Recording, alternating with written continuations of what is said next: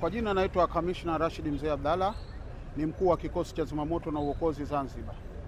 Leo hii tupo nikiwa katika mizunguko ya kutembelea vituo vyangu vya Unguja na Pemba, lakini leo tulikuwa Pemba.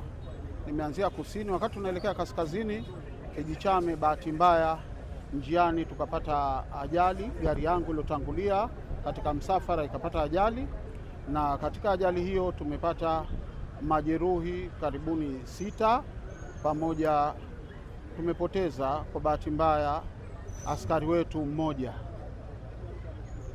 na uharibifu mkubwa umetokea kwa gari yetu ambayo ndio ilikuwa imetangulia kwenda huko mbele. Lakini mpaka kufikia dakika hii tunashukuru Mungu, tumepata ushirikiano mkubwa kutoka kwa wenzetu wa Jeshi la Wananchi wa Tanzania. Wametuletea helikopta na tumeweza kuwahamisha wale majeruhi wote pamoja na mwili kuelekea Unguja makao makuu kwa ajili ya huduma za kiafya zaidi. Kuhusiana na pigo, kwa kweli tumepata pigo kubwa sana kama kikosi cha zimamoto na uokozi kwa kupoteza askari wetu, lakini pia kwa hao majeruhi ambao wameshatangulizwa huko, kilichobaki tunamwomba Mwenyezi Mungu awajalie waweze kupona mapema ili tuendelee nao katika majukumu yetu ya kila siku. Ni kuwepo katika msafara huo, na mimi ndio ilikuwa gari ya pili kutoka hiyo iliyopata ajali, lakini chanzo cha ajali hiyo ilikuwa ni kwamba tulikuwa kwenye kona, na tulipokuwa tunapinda ile kona likatokea lori la mchanga. Basi haya magari tena, kwa bahati mbaya lori likakwepa na gari yetu kataka kukwepa, lakini hayo ndio yaliyotokea. Naitwa Rashidi Daudi Mkasha, ni daktari msaidizi. Sasa kwa niaba ya daktari dhamana imebidi niweze kutoa hii taarifa ya ajali ambayo imetokezea siku ya leo. Kubali kwamba tumepokea ajali wakati wa mchana ya ndugu zetu wazimamoto, askari wa zimamoto, na tulipata majeruhi kama 8, lakini katika watu tuliokuwa tumepata 8 yao mmoja kafa, lakini anaingia pale ni tayari alishakufa. Huyu kitu kilichomsababishia kifo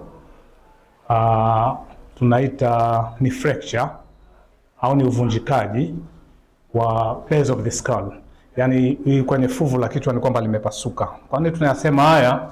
Kwamba tayari alikuwa na damu nyingi kupitia kwenye hizi natural orifice, kwenye tundu za pua, masikio na maeneo kama hayo, kuonesha kwamba huyu tayari aliumia kwenye fuvu la kichwa, kwa tunaita fracture of the base of the skull.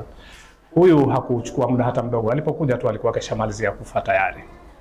Lakini katika hao pia walikuwepo 3 ambao kwa pia hawakuwa na hali nzuri.